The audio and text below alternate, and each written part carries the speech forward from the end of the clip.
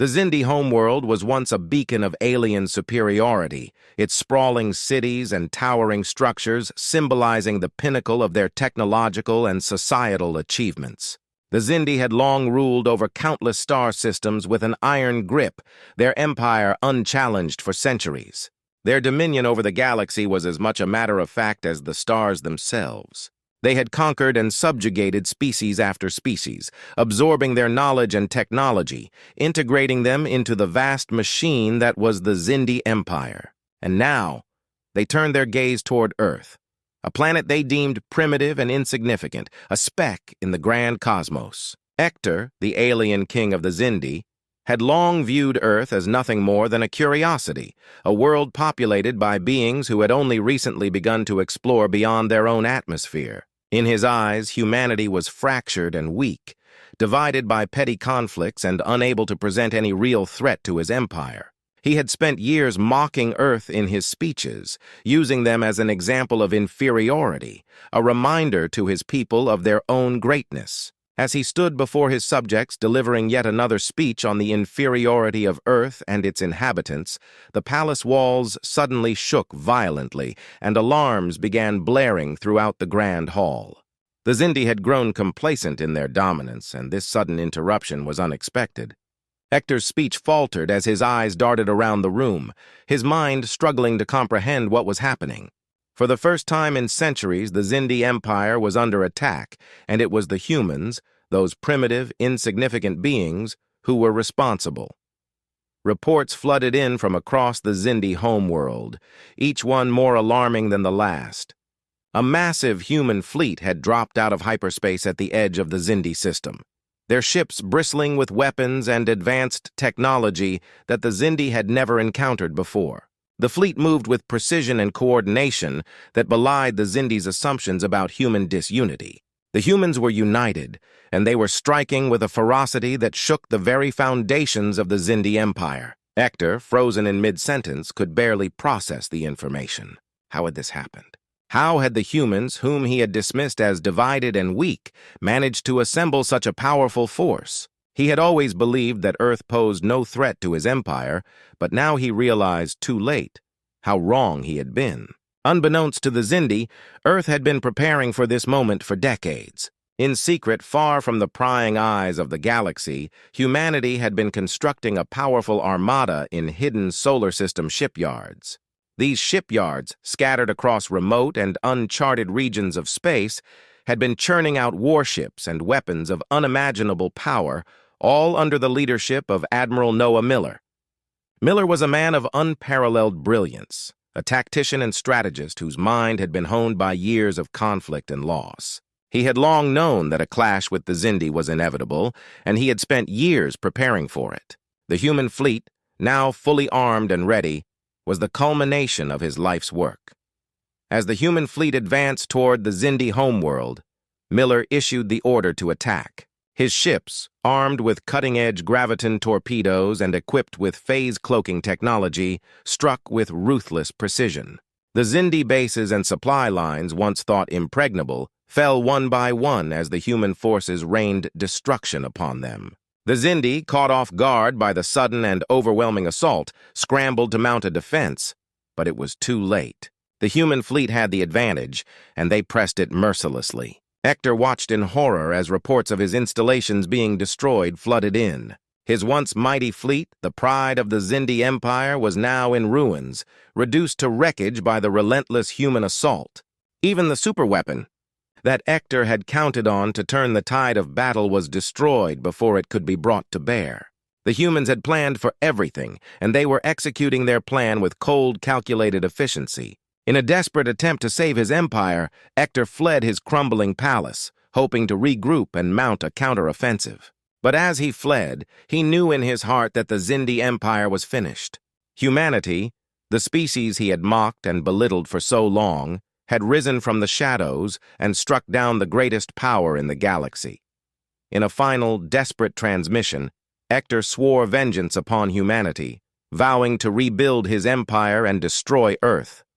But his words rang hollow even to himself. The Xindi hegemony, which had once seemed unassailable, had been shattered, and Hector knew that he would never regain what had been lost. Humanity had announced itself as a rising power, one that could not be ignored or dismissed.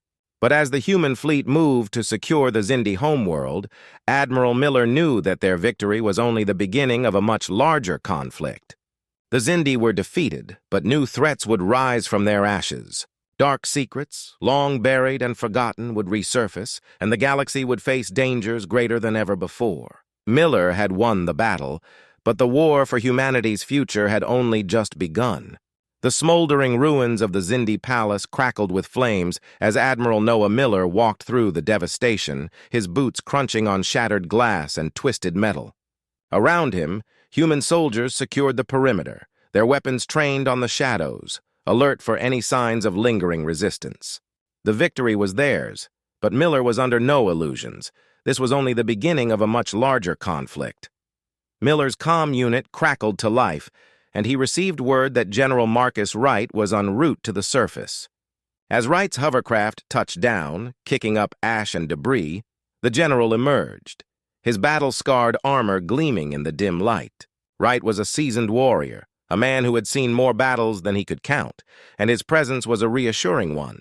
The Xindi homeworld was secure, but there were still pockets of resistance, loyalists who refused to accept defeat. Wright and Miller exchanged a grim nod, both knowing that the fight was far from over. As they discussed the challenges ahead, Miller received an encrypted message on his comm unit. The message was from Dr. Alara Tanari, a brilliant Xindi archaeologist who had openly opposed Hector's regime. Tanari had been one of the few Xindi who had recognized the danger posed by humanity, and she had tried, unsuccessfully, to warn her people. Now she had discovered something that could change everything. In the ruins of an ancient temple, Tanari had uncovered an artifact of unknown origin. The artifact was emitting strange energy readings, unlike anything Tanari had ever seen before. She believed that it could be the key to unlocking the secrets of a long-lost civilization, one that predated even the Xindi. The implications were staggering, and Miller knew that this discovery could have far-reaching consequences. Without hesitation, Miller ordered a science team and security detail to investigate the artifact. He knew that they needed to understand what they were dealing with, and quickly. As his team sprang into action, Miller couldn't shake the feeling that they were on the brink of something vast and dangerous. The Xindi were defeated, but the real fight was just beginning. The figure leaned forward, pale eyes gleaming in the darkness as they gazed at the rotating image of the artifact on the monitor. Its surface was covered in strange, shimmering glyphs, and the figure couldn't help but smile. "And what a game it will be," they whispered, their voice laced with malice. "A game that will decide the fate of the stars themselves." Meanwhile, Admiral Miller's comm unit chirped urgently. As he read the encrypted message, his eyes widened in disbelief. The message spoke of an imminent threat, a danger far greater than the Xindi had ever posed. The ground shook beneath him as a distant explosion rocked the city. Plumes of smoke rose from the eastern quarter, and Miller's blood ran cold. "Get me a secure line to Captain Vega," he barked, his voice tense. "I want her team on this immediately." But as the connection was established, Miller felt a growing sense of dread. Captain Vega was a brilliant tactician, but lately something had changed in her.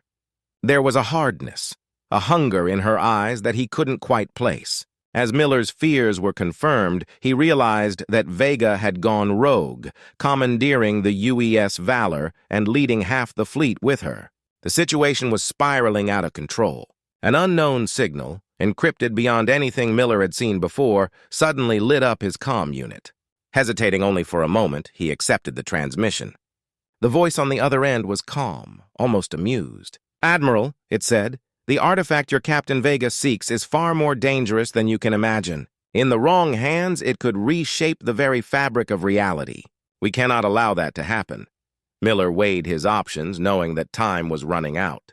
With Vega's forces in orbit and chaos erupting planetside, he was running out of choices. But one thing was clear. He had to stop Vega and secure the artifact, no matter the cost. The shuttle's sensors blared as the UES Valor's engines flared to life, the massive ship turning ponderously as it prepared to leave orbit. "She's running," Miller growled, his voice laced with frustration. "All ships, this is Admiral Miller. The Valor is to be disabled immediately." Do not let Captain Vega escape. The space around them erupted in weapons fire as Loyalist ships engaged Vega's rogue forces. The Andari shuttle, piloted by an enigmatic figure named Kyle, weaved through the melee, its advanced technology allowing it to close rapidly on the Valor. Miller allowed himself a grim smile. Good. Prepare boarding teams. But before the order could be given, a small, sleek craft detached from the Valor's docking bay. It shimmered and then vanished as its cloaking field engaged. No, Kyle hissed, his iridescent skin pulsing with agitation. She has the artifact. We cannot let her escape. Miller's fists clenched as the realization sank in.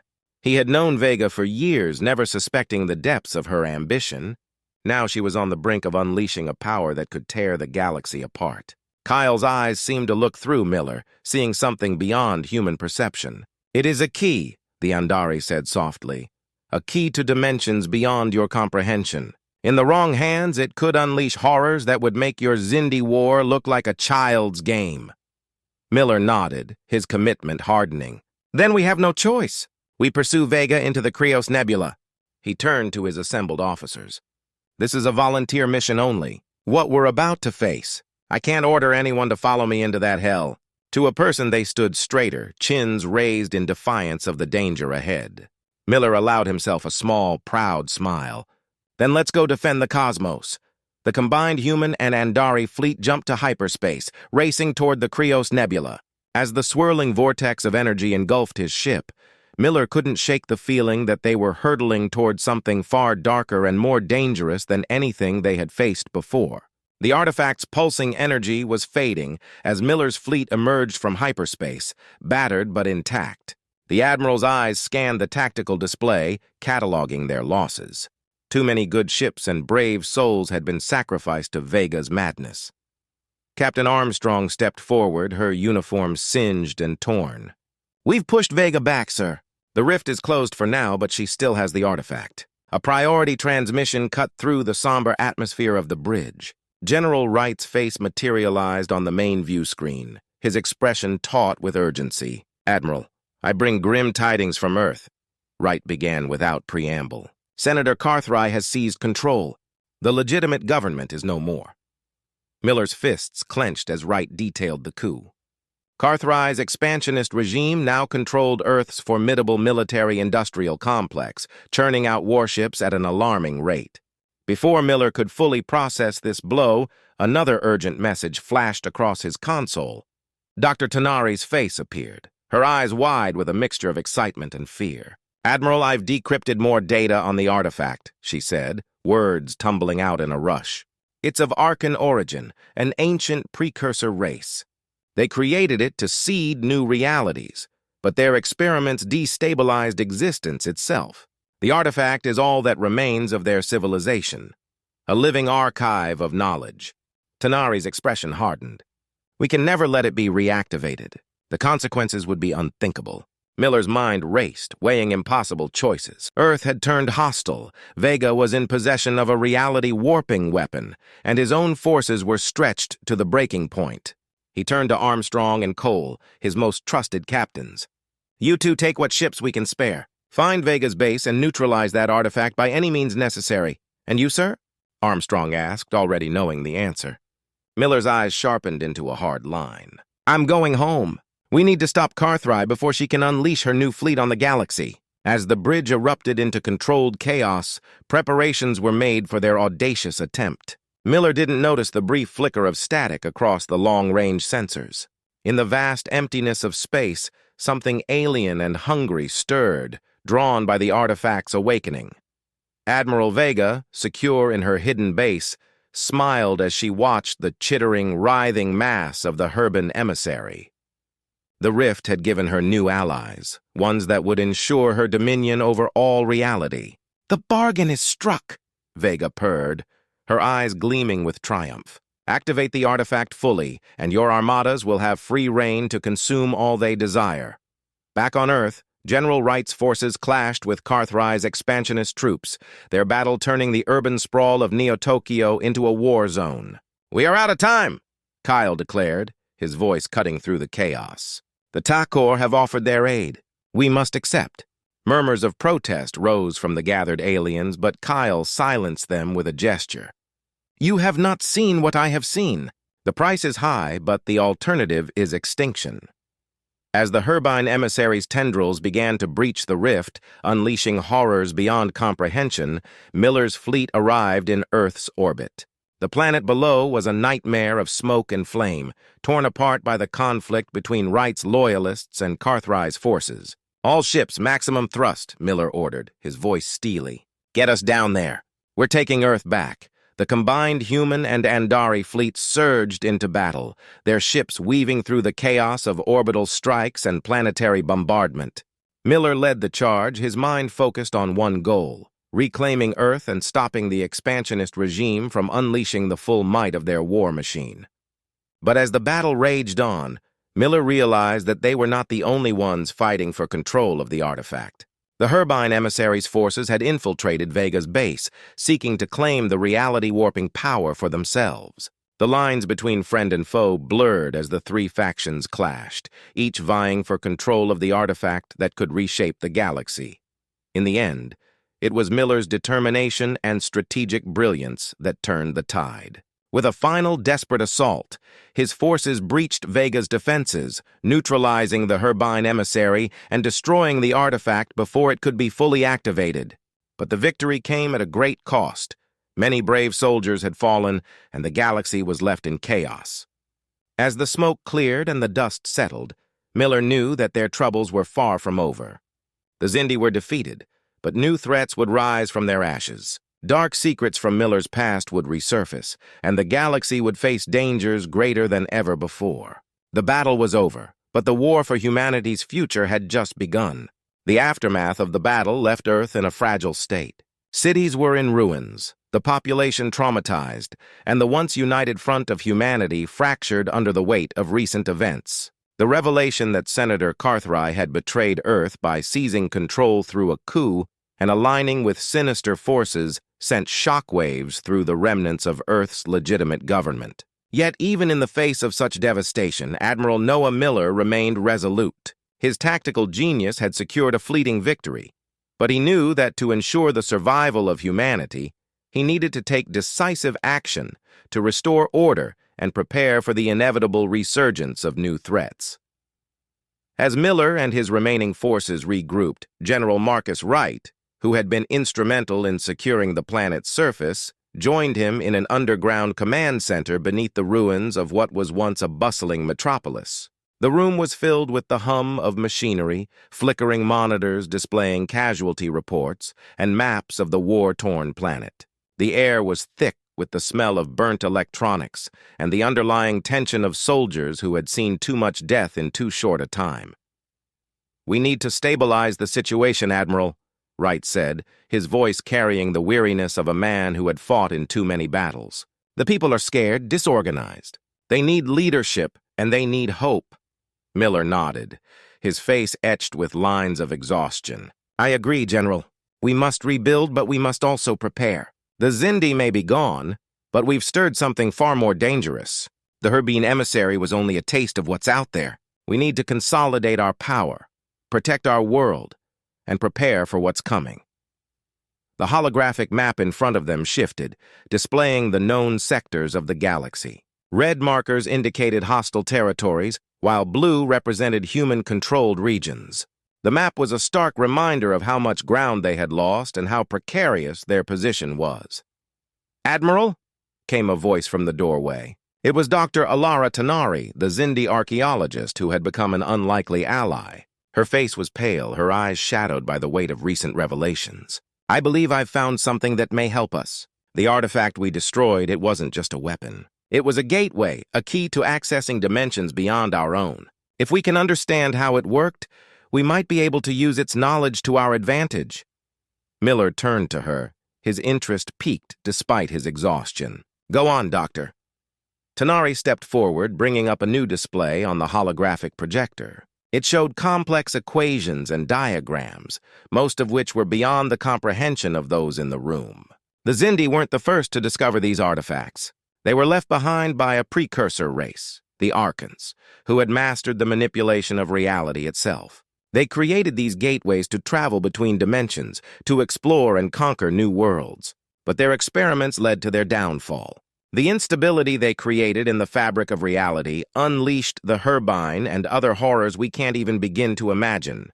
Are you saying we can use this technology? Wright asked, his skepticism evident. In theory, yes, Tanari replied, but it won't be easy. The technology is ancient and incredibly complex. We would need to reconstruct it, and there's no guarantee it would work, or that we could control it if it did. Miller stared at the display, his mind racing. If we could harness this technology, it could give us an edge against the threats we're facing. But it's a gamble. We could end up opening the door to something far worse than the Xindi. But we can't sit here and do nothing, Wright interjected. We need every advantage we can get. Miller nodded, the weight of command pressing down on him. Doctor, I want you to assemble a team. Gather the best scientists and engineers we have left. Start working on this immediately. We'll need to move quickly. The longer we wait, the more vulnerable we become. Tanari bowed her head slightly, acknowledging the order. I'll do my best, Admiral, but understand, this is uncharted territory. We could be unleashing forces we can't control. Understood, Miller said, but we've faced the unknown before, and we've come out on top. We have no choice but to keep pushing forward. As Tanari left the room to begin her work, Miller turned back to Wright. We also need to secure our borders, establish a defense network that can withstand another invasion, and we need to find out what Carthry is planning. He still controls a significant portion of our fleet, and I don't trust him to sit idle. I'll handle the defenses, Wright said, and I'll start gathering intelligence on Carthry. He's slippery, but he's not invincible. Good, Miller replied. We don't have much time. Let's get to work. Over the next few weeks, the remnants of Earth's forces worked tirelessly to rebuild what had been lost. Miller's leadership proved invaluable as he directed the efforts to fortify Earth's defenses, establish communication with the scattered colonies, and begin the arduous task of reuniting humanity under a single banner. The scars left by the battle against the Xindi were deep, but they served as a reminder of what was at stake. Meanwhile, Dr. Tanari's team made slow but steady progress in their attempts to understand the ancient Archon technology. The equations and schematics she had uncovered were unlike anything human scientists had ever encountered, and even with the aid of advanced AI and quantum computing, the process was painstakingly slow. But Tanari was relentless, driven by a sense of purpose that bordered on obsession. She knew that unlocking the secrets of the artifact could be the key to humanity's survival. As the days turned into weeks, tensions began to rise within the ranks of Earth's military. Rumors circulated about Carthry's activities, about secret meetings and alliances being formed in the shadows. Some whispered that Carthry was building a new fleet, one that would challenge Miller's authority and plunge Earth into civil war. Others believed that Carthry had been compromised by the same dark forces that had driven Vega to madness. Miller knew he couldn't afford to ignore the threat. He convened a council of his most trusted advisors, including Wright, Tanari, and a few key military leaders who had proven their loyalty. They met in a secure bunker deep beneath the surface, away from prying eyes and ears. Carthry is a snake, Wright said bluntly. He's always been more interested in power than in the greater good. If we don't deal with him now, he'll stab us in the back the moment he gets the chance. But we can't just move against him without proof, one of the military leaders argued. If we act too hastily, we could fracture what's left of our unity and plunge Earth into chaos. That's exactly what Carthry wants, Tanari said, her voice calm but firm. He's counting on us to hesitate, to second-guess ourselves. He knows we're stretched thin, that we can't afford another conflict. But if we wait too long, he'll consolidate his power, and then we'll be the ones on the defensive. Miller listened to the arguments, his mind weighing the risks and benefits of each course of action. He knew that a direct confrontation with Carthry could be disastrous, but he also knew that inaction could be just as deadly. We need to be smart about this, Miller finally said.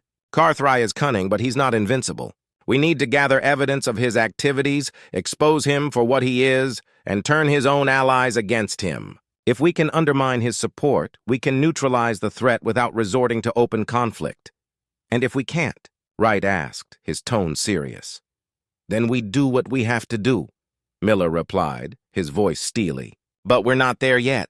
For now, we focus on gathering intelligence and strengthening our position. Tanari, how close are you to making progress with the artifact?